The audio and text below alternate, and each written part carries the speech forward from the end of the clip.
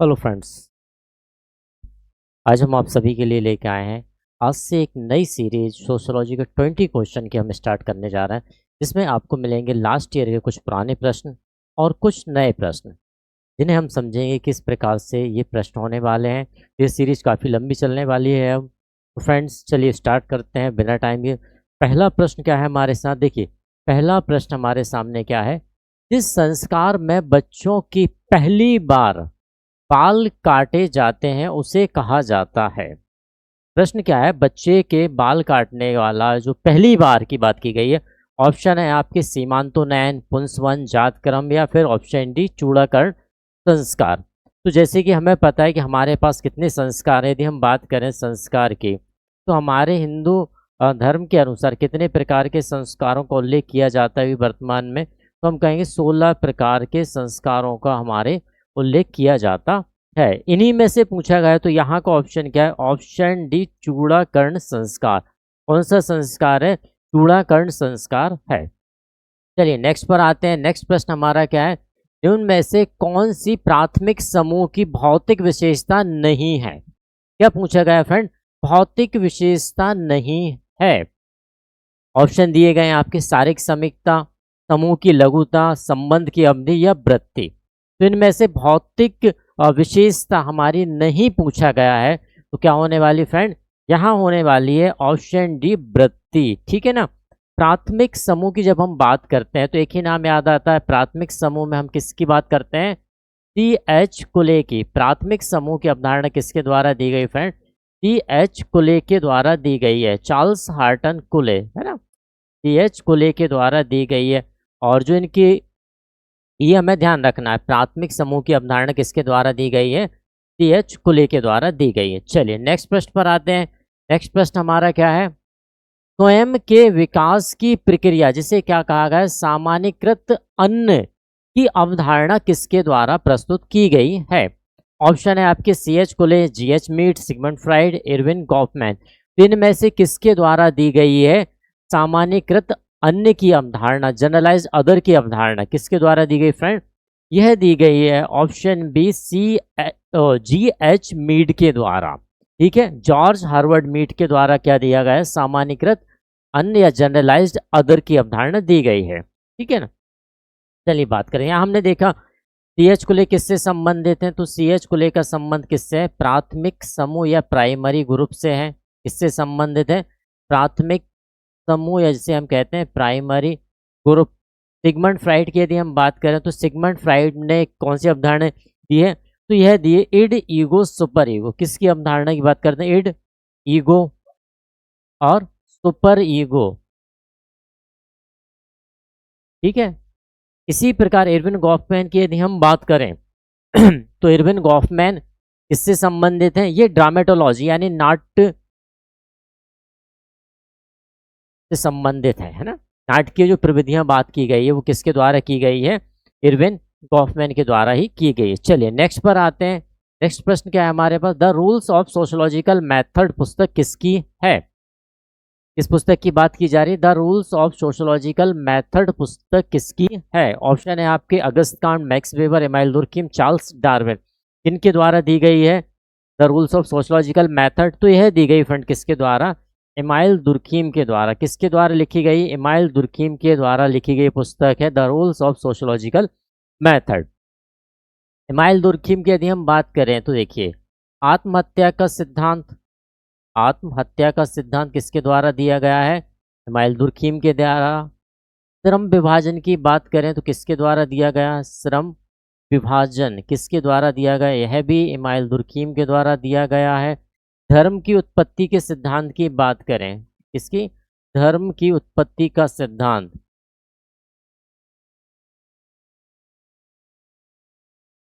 सिद्धांत किसके द्वारा दिया गया, तो भाई यह भी एमाइल दुर्खिम के द्वारा दिया गया है। और यदि हम बात करें, देखिए टोटमवाद की अवधारणा भी किसके द्वारा दी गई है, टोटमवाद की अवधारणा भी किसके द्वारा दी गई है, एमाइल दुर्खिम के द्वारा दी गई है। ठीक है ना। चलिए नेक्स्ट प्रश्न पर आते हैं। नेक्स्ट क्या है, social theory and social structure पुस्तक किसकी है। किस पुस्तक की बात की जा रही है, social theory and social structure की बात की जा रही है। ऑप्शन है आपके Max Weber, Louis Althusser, Merton, Zimmerman. तो किसके द्वारा दी गई है पुस्तक? यह दी गई है रॉबर्ट मर्टन। किसके द्वारा? रॉबर्ट किंग मर्टन के द्वारा। नेक्स्ट, नाटक तकनीक के अंतर्गत समाज की अवधारणा प्रस्तुत की गई है। किस तकनीक के अंतर्गत? नाटक तकनीक के अंतर्गत। ऑप्शन है हमारे Harold Garfinkel, Ulrich Beck, Jean Baudrillard, Erving Goffman. तो हमने अभी पिछले प्रश्न में देखा था कि इरविन गॉफमैन ने नाटक की विधियों के द्वारा हमारे समाज की अवधारणा को प्रस्तुत किया गया। तो ऑप्शन डी हमारा क्या होने वाला है फ्रेंड? सही होने वाला है, इरविन गॉफमैन। ठीक है ना। हैरोल्ड गारफिंकल की यदि हम बात करें तो एथनोमेडोलॉजी, किसकी बात करते हैं ये? एथनोमेडोलॉजी, ठीक है ना।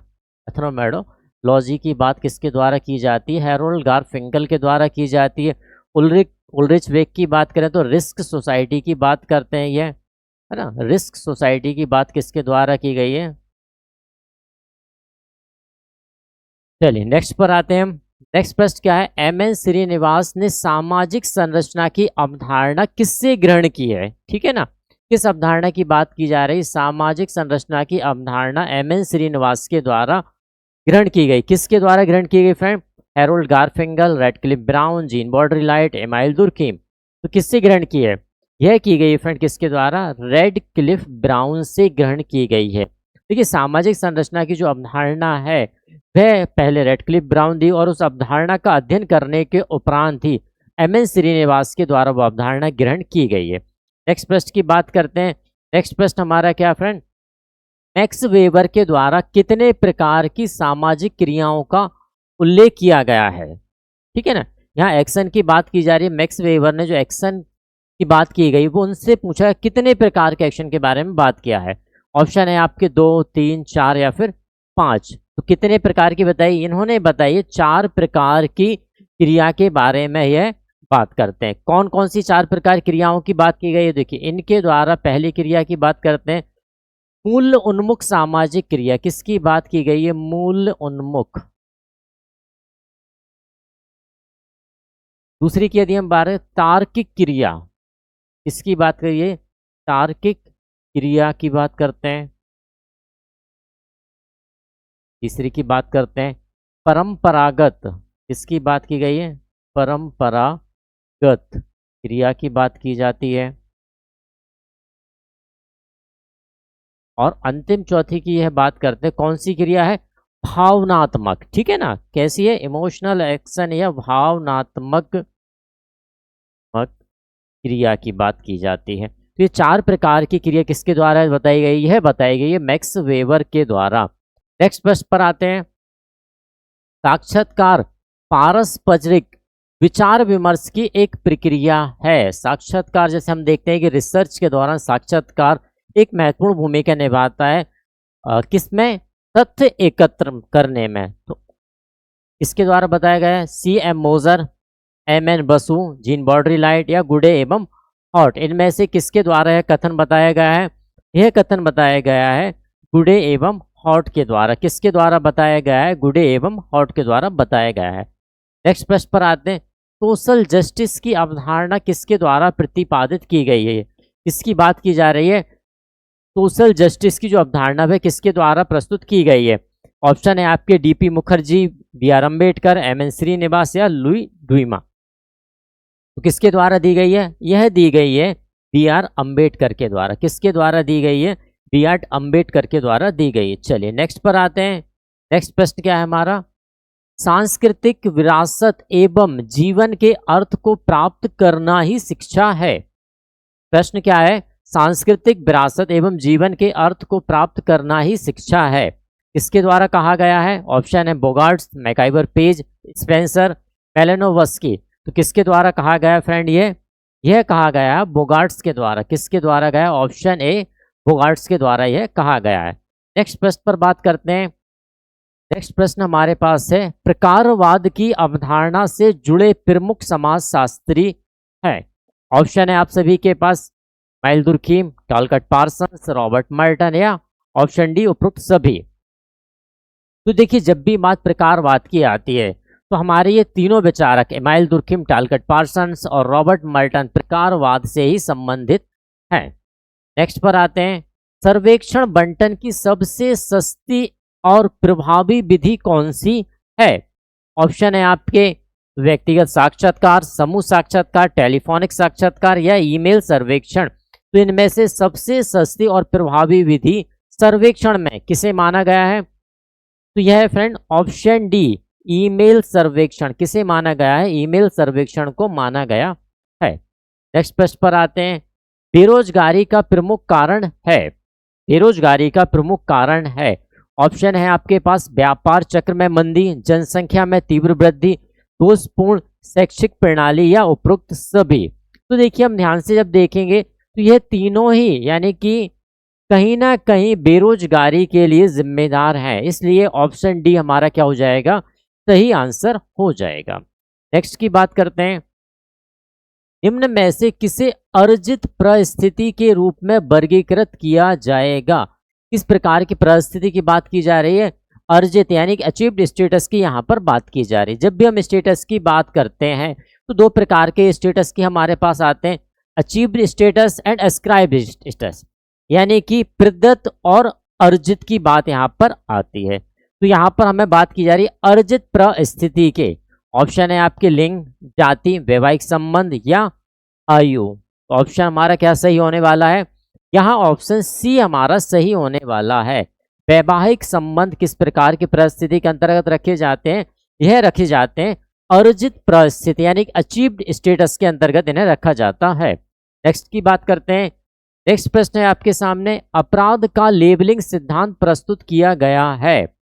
किस सिद्धांत की बात की जा रही है? लेबलिंग सिद्धांत की बात यहाँ पर की जा रही है। ऑप्शन है आपके G Todd, M Srinivas, Howard Becker, Sutherland. किसके द्वारा दिया गया है अपराध की लेबलिंग थ्योरी? किसके द्वारा है? यह है हार्वर्ड बेकर के द्वारा। किसके द्वारा दी गई है? हार्वर्ड बेकर के द्वारा यह दी गई है। नेक्स्ट की बात करते हैं। नेक्स्ट प्रश्न आपके सामने है, जजमानी प्रथा का सर्वप्रथम उल्लेख किसने किया था? इसकी बात की जा रही है जजमानी व्यवस्था का सर्वप्रथम उल्लेख किसके द्वारा किया गया था? ऑप्शन है आपके M Srinivas, William H Wiser, Robert Redfield या एफ जी बेली। किसके द्वारा किया गया था फ्रेंड? यह किया गया था विलियम एच वाइजर, यानी कि ऑप्शन बी हमारा क्या होने वाला है? करेक्ट होने वाला है। चलिए नेक्स्ट प्रश्न की बात करते हैं। अलेक्जेंडर के अनुसार कौन संरचनात्मक प्रकारवाद से संबंधित नहीं है? देखिए बात यहाँ किसकी की जा रही है? नहीं की गई है, नहीं है। ऑप्शन है आपका आदर्शवाद, प्रति व्यक्तिवाद, एकीकरण या रूढ़िवाद। तो इसमें से कौन है जो संबंधित नहीं है फ्रेंड्स? तो ये नहीं है, एकीकरण। ऑप्शन सी हमारा क्या हो जाएगा? करेक्ट हो जाएगा।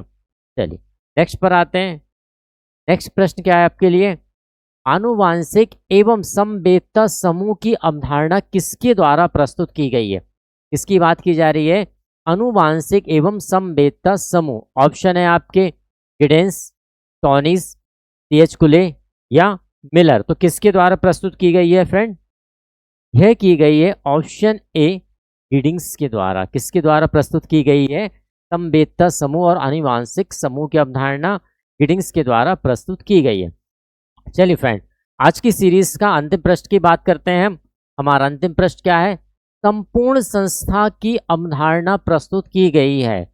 इसकी बात की जा रही संपूर्ण संस्था, जिसे हम टोटल इंस्टीट्यूशन के नाम से भी जानते हैं, यह अवधारणा किसके द्वारा प्रस्तुत की गई है? ऑप्शन है एंथनी गिडिंस, जिगमंड बूमैन, गॉफमैन या हैबरमास। तो किसके द्वारा यह प्रस्तुत की गई है?